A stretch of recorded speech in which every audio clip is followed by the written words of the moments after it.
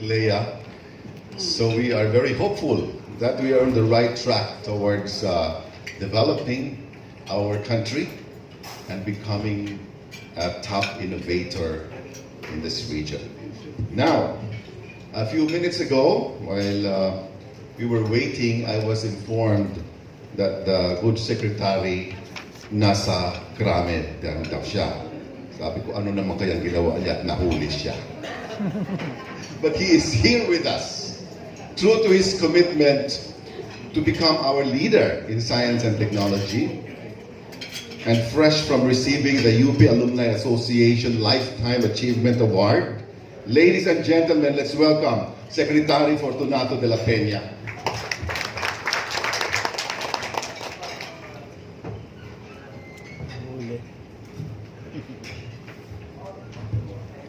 Good morning, everyone. Siguro ang babatiin ko yung mga members ng media. As I call your name, huwag na po kayong tumayo at wala nang papalakpak. From PTV4, we have Karen Joyce Villanda, Ruel Velasco, and Larry Doon. From ABS-CBN, we have Rolly Marcelo, Williamson Cagadas. From WhatsApp Philippines, Ross de Rosario. From Leader News Philippines, Nolan Ariola.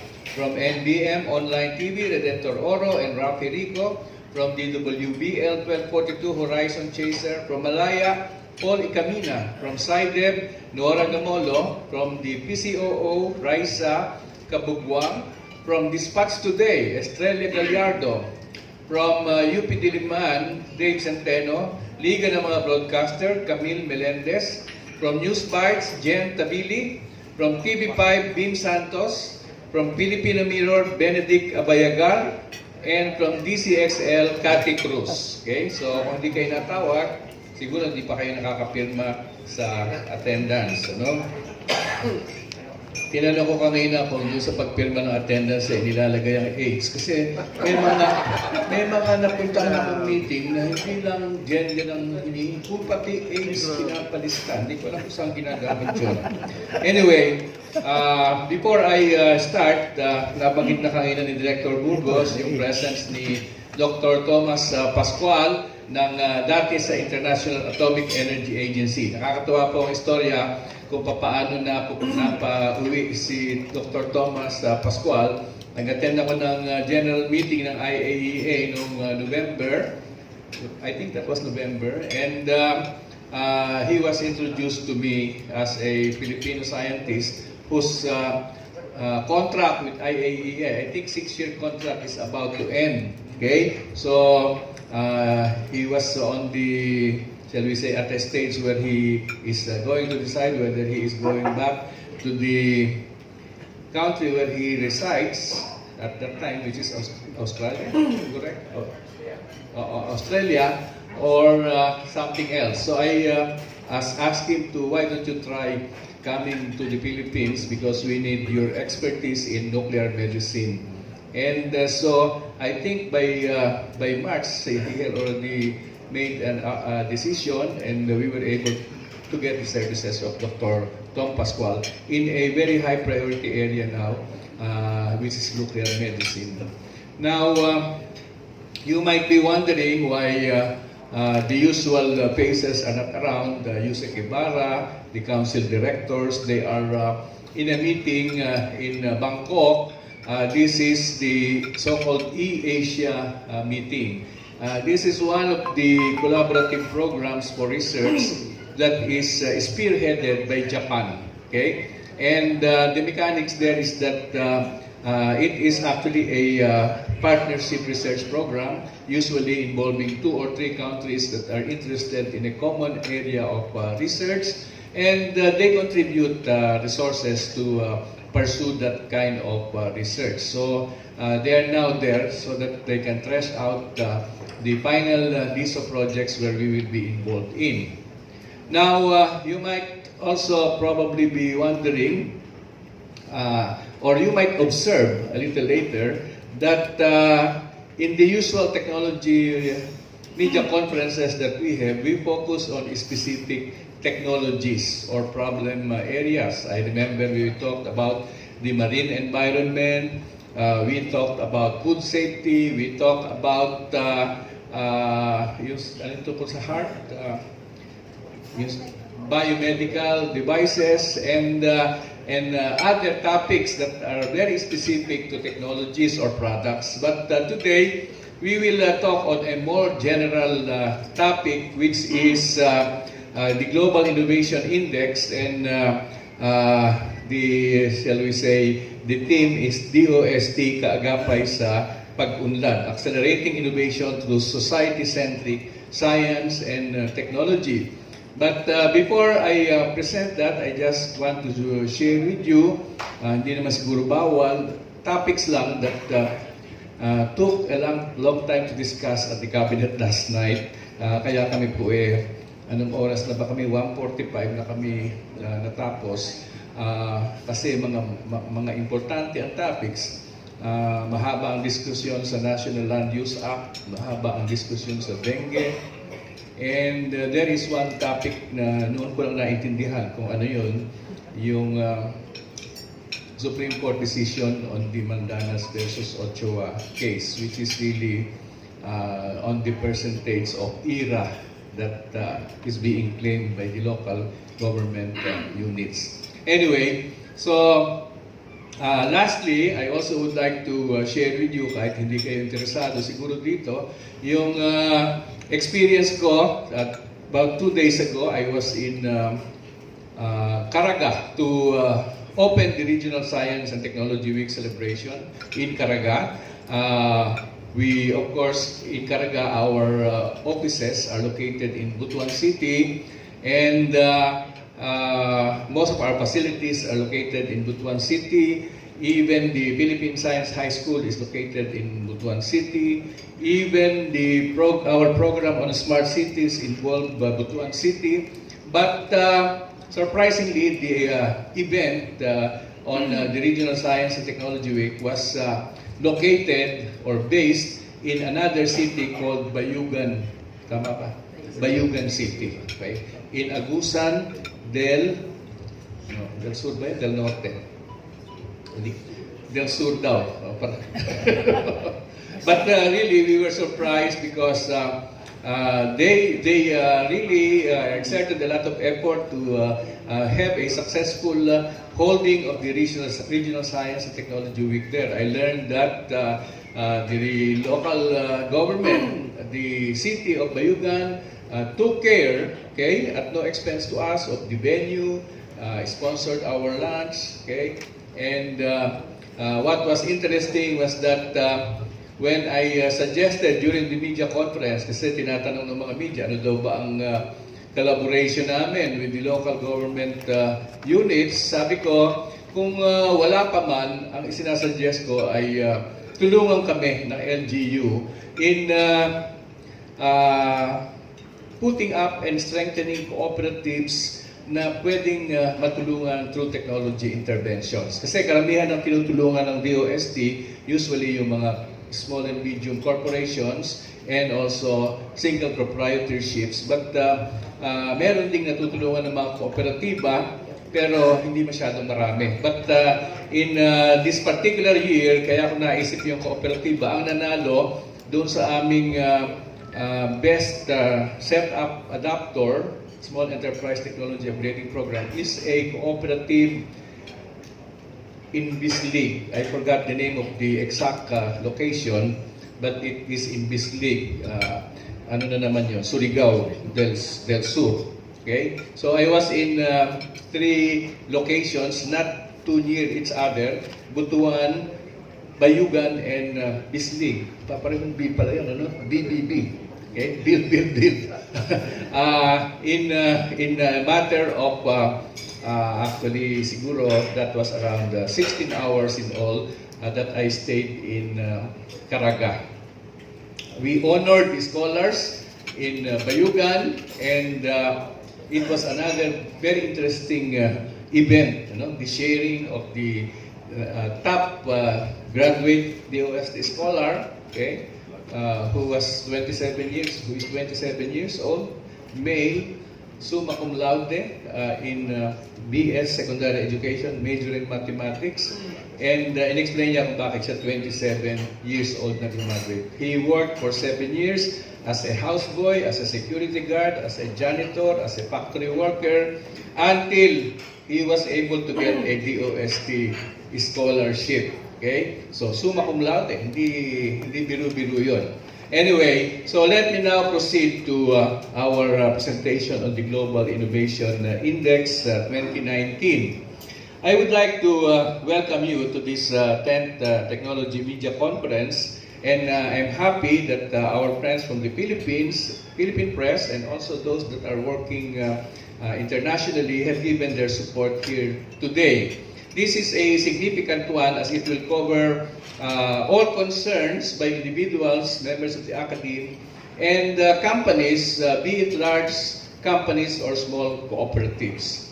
DOST is committed to vigorously advance science, technology, and innovation of Filipino-owned companies, of universities in the Philippines, of research and development institutes, as stipulated in the Philippine Development Plan for the period 2017 to 2022.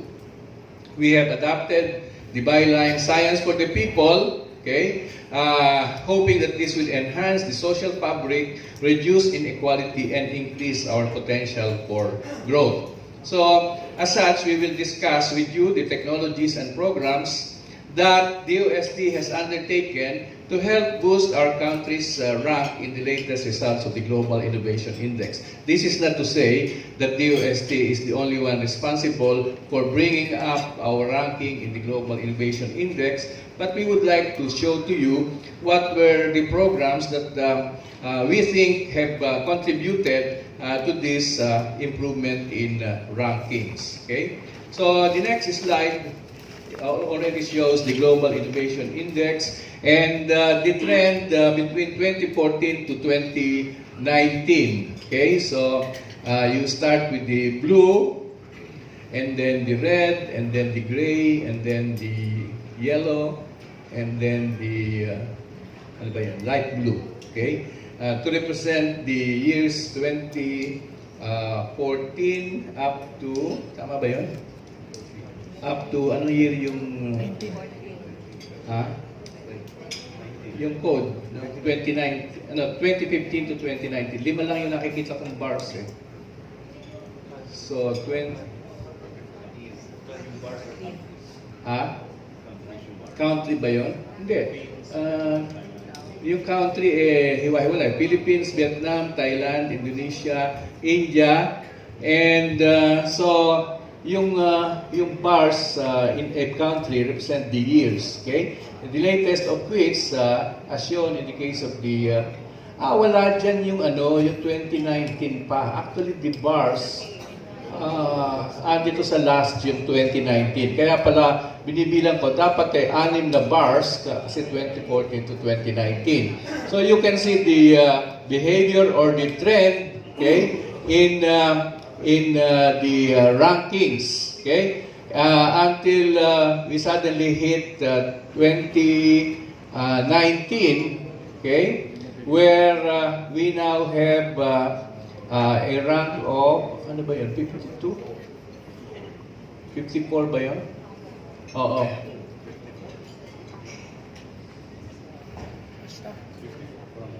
$54, yung dark blue. Okay.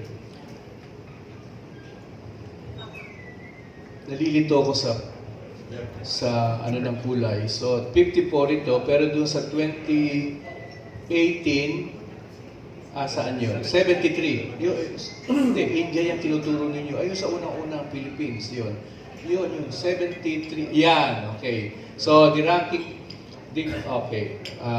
Ang napansin ko, yung location nung nung taon ay hindi pareho, So dito yung rank 73 nandun sa rightmost side.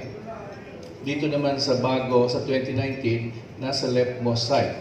Anyway, the contributions, okay, are in terms of strengths, and of course there are weaknesses and where we made a big leap.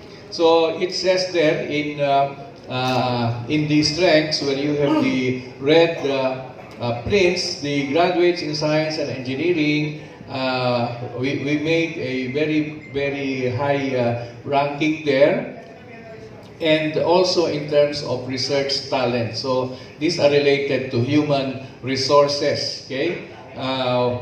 And there are others na hindi pa ganun kataas, like the so-called trade, competition, and market scale. The firms offering formal training, this is training to improve innovations. The high and medium high-tech manufacturers, this is specifically on the export side, and the ICT series services, okay, exports. On the weakness side, we see the sad rankings. The ease of starting a business is ranked 119 out of 129. The expenditure on education is number 112 out of 129. The gross expenditures on R&D, this is one of the input indicators, is 98 out of 129. The pupil to teacher ratio, 96. And then the tertiary inbound mobility is 108. Ito yung mga papunta rito, mga experts, okay? Hindi yung palabas. Now, we have the big leap, as indicated here, are coming from the University Industry Research Collaboration, where we ranked number 25. The so-called knowledge absorption, where we ranked number 14. The high-tech net exports, where we ranked number 1. The Philippines number 1 in terms of the export products that are high-tech. And the creative goods and services, we ranked number 40. So you can see which particular factors lifted us from a ranking of 73 in 2018 and also in 2017 to a rank of 54 in 2019. Which for the first time we were included in the group of innovation achievers. Okay, we were grouped. Okay, we were made part of the group of innovation achievers due to the remarkable performance in knowledge diffusion and knowledge absorption.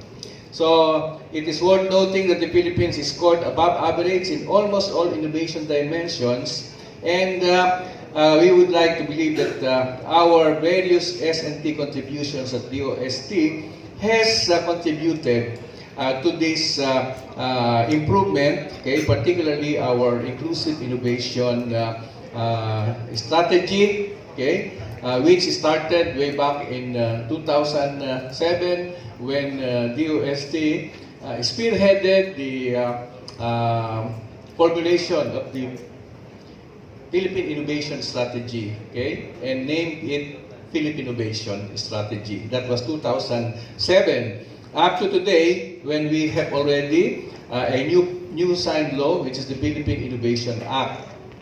Now, in between, we had, of course, the Technology Transfer Act of 2009, which I think also provided a lot of stimulus to innovation because it encouraged our researchers to come up with outputs, okay, where economic benefits will go to them mostly. And then we have the Balik Scientist Act of 2018, and now together with the Philippine Innovation Act, we have the Philippine Space Agency Act. Now let me go to the big leaps in GII ranks, just to further emphasize. You can see number 20 is trade competition and market scale.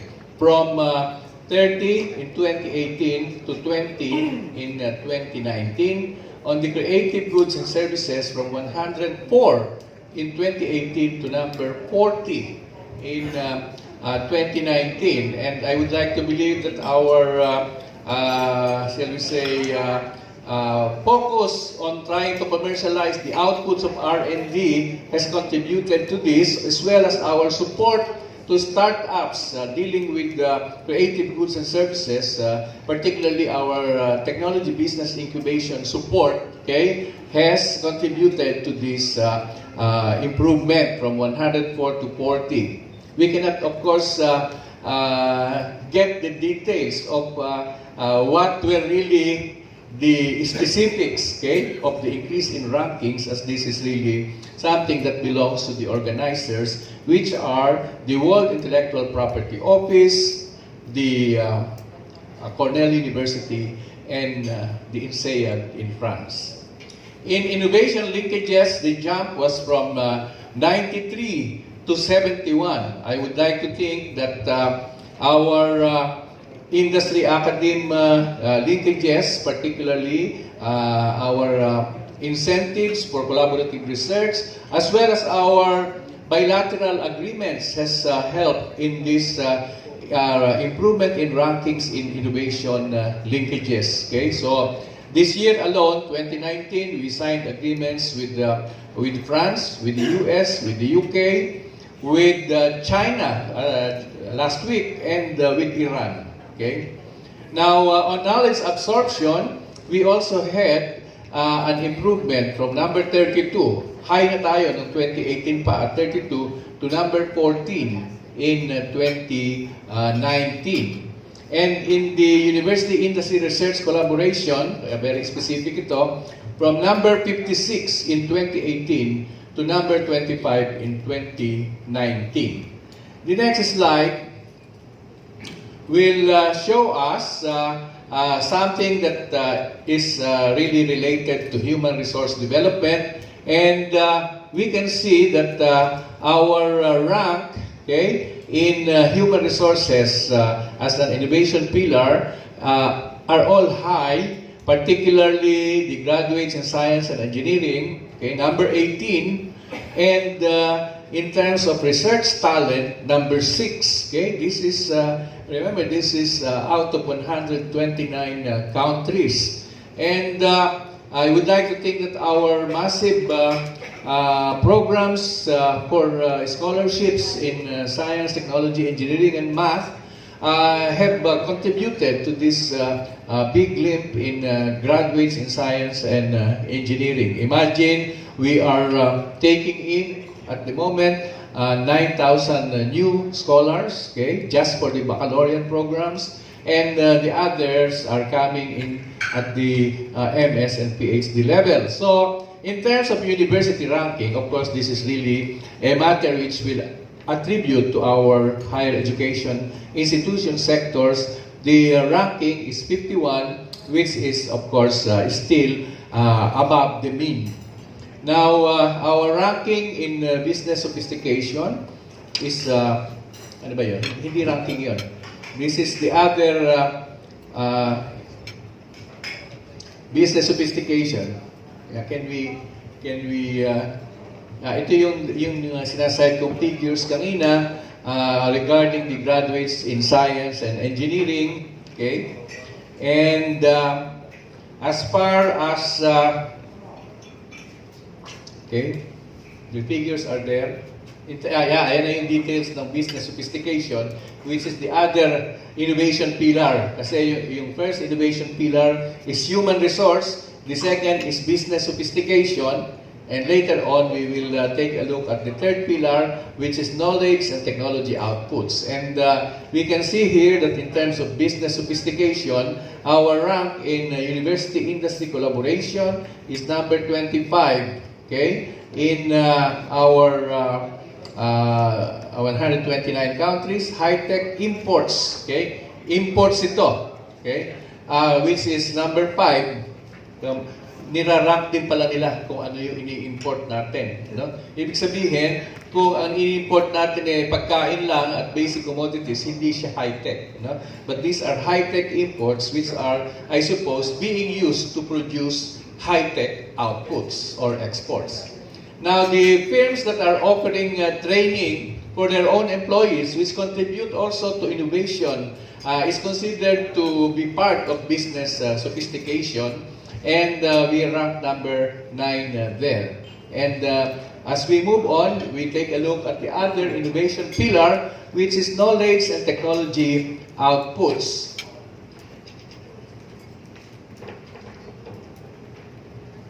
Here, kanina nakita niyo yung high-tech imports where we rank number 5. Dito naman sa high-tech net exports where we rank number 1. And I think we can attribute this to the biggest contributor of high technology exports, which is the semiconductors and electronics sector in the Philippines. While most of the countries involved there are multinationals, there are also Filipino companies involved in this. Number 8 is ICT services, which I think will cover our BPO sector, which is actually a knowledge output. And the creative goods exports are, we are now in rank number 9. Number 8. Okay. Next, these are the details where we have graduates in science and engineering. It is very notable that we are now producing, although this is still very, very low compared to, let us say, other Southeast Asian countries like Vietnam and, of course, Malaysia. We now have a total of 3,120 MS graduates in 2016 to 18 and a total of, pag pinagsama mo yung dalawang PhD na yun, 433 PhD. Okay? The next slide shows the knowledge generators examples where we have on the leftmost side our smart agriculture program, smarter approaches to reinvigorate agriculture, which consists of several components, as you can see there, from crop, penology, to climate and weather monitoring, to the monitoring of weather, AWS, etc., crop models and genetic coefficients, okay, crop nutrient management, okay. All of these are very heavily dependent on science, technology sensors, okay. That helps the farmers. Hopefully, this will go down even to the smallest farmer that we have. Then we have examples of other generated knowledge that have been converted into businesses. Asher, which was launched last Monday, some of you were there. Mapua, which is our partner in developing the earthquake monitoring instruments, introduced their product Asher. And their main potential buyers here are, of course, the public sector, which needs to install these instruments to monitor the health of public infrastructure like bridges and tall buildings, and also the private sector, because the private sector need to be prepared also for earthquakes, particularly as we talk of the so-called big one. And I did notice that in the launching last Monday, there were several groups coming from the private sector. You can see Axis there, which is of course on a more personal use. This is the knee replacement system that is adapted to the Asian knee or to the Asian anatomy, and of course a much cheaper alternative to the imported ones. As a rough figure, about half of the usual cost, okay, from the imported knee replacement. Then we have the Labinamag, which has been very much discussed now because of the dengue epidemic in some areas where we have been using the diagnostic kit. Okay? The Labinamag is a more generic term that actually can cover several diagnostic kits. Okay, not only dengue, you have the leptospirosis, and now we are perfecting the tuberculosis lab in a mug. Then the bigormin, which is water treatment discovery from the laboratories of Adamson University, funded by Bishard DOST. Next slide. Additional examples. This has been much talked about already. I will not discuss this anymore. The hybrid electric train. The next slide. This is, I think, these are some of the things that have been contributing to our improvement in industry-academic collaboration, and also in terms of the number of, you remember in human resource as a pillar, we had the number of graduates, and what was the other term that was used? Yung tatlo, a number of graduates. The second one, pakibalikan nga niyo yun. Research talent. Okay? I think here, our program, balik na natin dun sa Science for Change.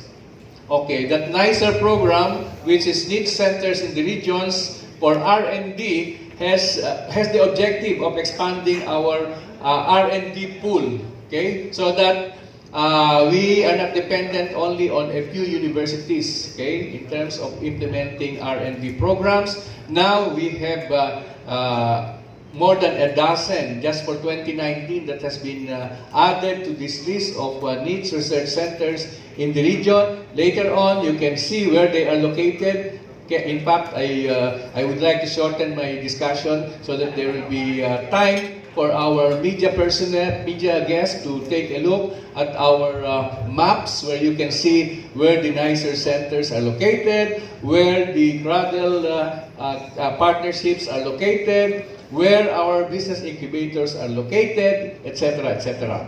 So these are the components of Science for Change, where we want to expand our capability to do research in the regions, not only because they know better the problems in the region, but also because they know more about the opportunities which can be tapped through R&D. Okay? The RD lead, okay, is a way of strengthening also our needs research centers. So they come from the pool of expert scientists, including balik scientists that can help our NICER centers develop their research program. Cradle has been coming up with a synergistic relationship which is resulting in new products, new technologies, and solutions to technology problems. Next, next slide is okay. So I mentioned earlier that there were major pieces of legislation that has helped us, and one of them actually was the Technology Transfer Act. I still remember that very vividly because I was deeply involved, as well as the people here, like Director Sabular said. We were all involved in Technology Transfer Act, which became law in 2009 and which was put into effect in 2010. And the Technology Transfer Act, among other things, encourages our researchers to be more productive in terms of innovations because the ownership, okay, of the technology or the intellectual property that will be generated will not go to DOST, it will go to the research institution that did the research, okay? And therefore, the economic benefits will go to them also. No more share for the funding institution, unlike before, when the funding institution got 1/2 of the economic benefits. Now, it's 100% going into the implementer of the research and divided between the institution and the researchers. Okay? So, now, we are already, we have started to distribute royalty payments to our researchers. They may not be big amounts, but for a start, I think it gives them a lot of satisfaction that they are receiving royalty payments for the intellectual property that they have generated. So you can see here in the Balik Scientist program, I will not go into details of the accomplishments, but our target here is to increase the number of Balik scientists by a factor of, 50% every year, so that by the end of 2022, from the usual